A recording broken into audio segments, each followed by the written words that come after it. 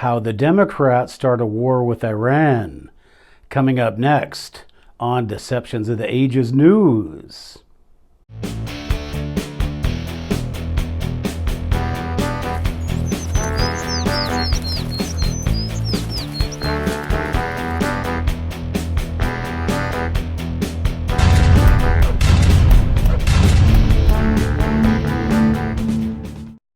Hello everybody and welcome back to Deceptions of the Ages News. I'd like to thank all of our new subscribers, and if you haven't done so yet, please consider a subscription to our channel. Today's topic, we're talking about how the Democrats are going to start a war with Iran. Now, how could that be? Well, let's just look at some reality very quickly.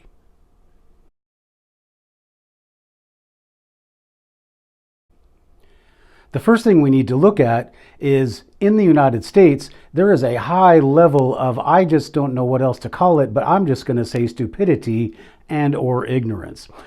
Example, the other day I'm driving down the road. I live in the Seattle area, and somebody has a bumper sticker. Of course, this is one of these, it's a full-size Land Cruiser, and I'm sure this is one of these environmental warming global people that just hate Trump and everything as they're cruising down the road in their full-size gas-guzzling vehicle. And on the back of it, it says, Democrats solving Republican problems since 1933.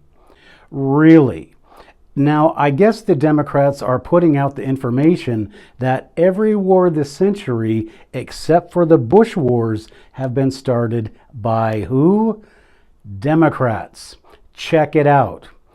All right, so we got the Democrats starting wars, and why and how could they possibly be so good at starting wars?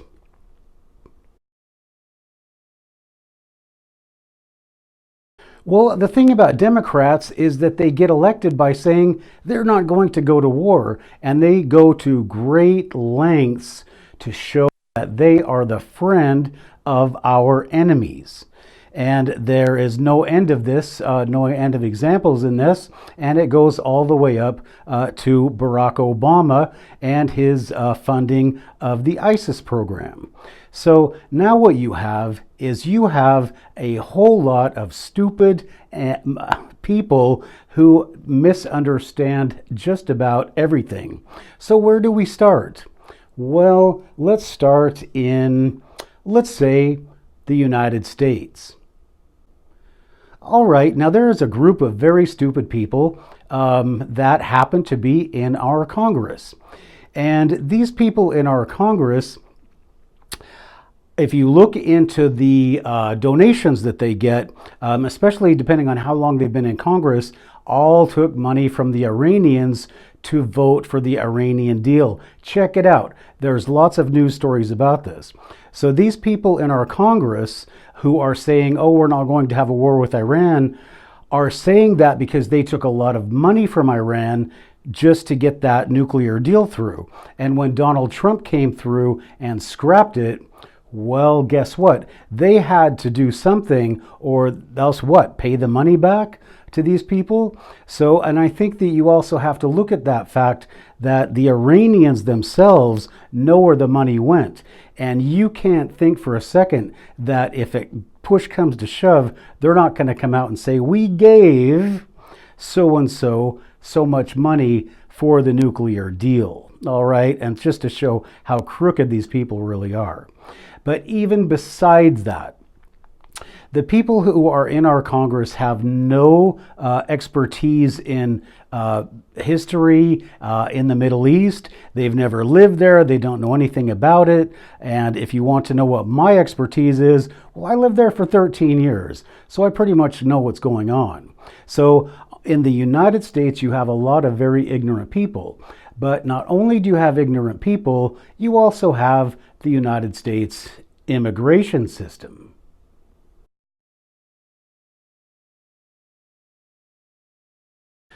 Okay, so the United States immigration system has allowed, probably there's more Iranians in the United States now than live in Iran. not to mention the Muslim fanatics that we have in Congress now, thanks to our immigration policy. So the Iranians are looking at the United States and saying, well, how are they going to fight a war when they've imported all of their enemies? You know, and of course everybody's laughing about U.S. immigration policy. What country in the history of the world imported the people that wanted to destroy them? So, and made them pay for it? You know, so there's that. And so the people in Iran say, well, the people and around the world say, well, the people in the United States Congress are freaking insane.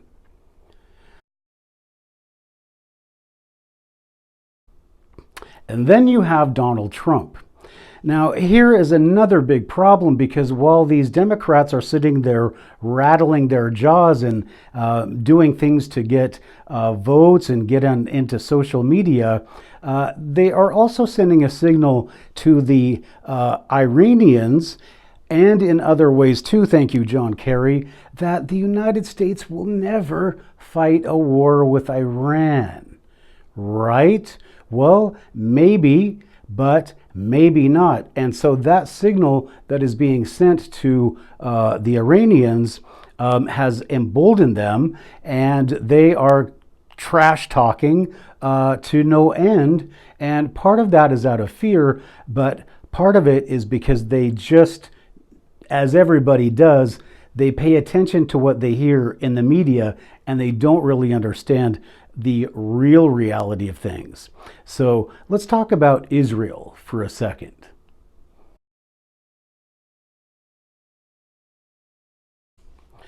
Now, Israel has to have something with Iran. They have to have Iran sent a message, because they cannot let Iran have nuclear weapons. So Israel is sitting there going, what is the United States doing? We need to take care of Iran. We need to take care of business now, because if we don't take care of business now, then they're going to overpower us, because they keep developing nuclear weapons. And so Israel is out there just shaking the trees or whatever, saying, come on, guys, let's go to war. Now, the last time this happened, well, that was September 11th, 2001.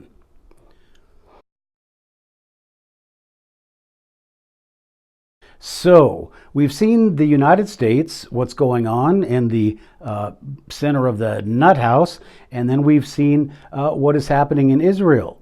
Now, what about what is happening in Iran? Now, as I said before, the Iranians, first of all, put yourself in their shoes. They're probably very concerned about their future, because at any day, somebody could decide to send over the whatever we have to bomb the crap out of them and basically kill a lot of people. Now, the Iranians are just looking for any signal that the United States is not going to attack them, so that they can bolster themselves in the eyes of the Muslim world. And remember, if you don't pay attention to my videos, the Iranians are Shia, the Saudis are Sunnis, the Jordanians are Sunnis. Everybody's a Sunni except the Iranians and the people along the Persian Gulf Coast, and all the people who have permeated into Oman and Yemen, Britain, Germany, France, and of course the United States and Canada. And thanks to our poor immigration policy on the border, how many people are coming across that way? So we have all of these things going, and the Iranians think that we are not going to have a war. Now, are we going to have a war? Well, let's look at reality.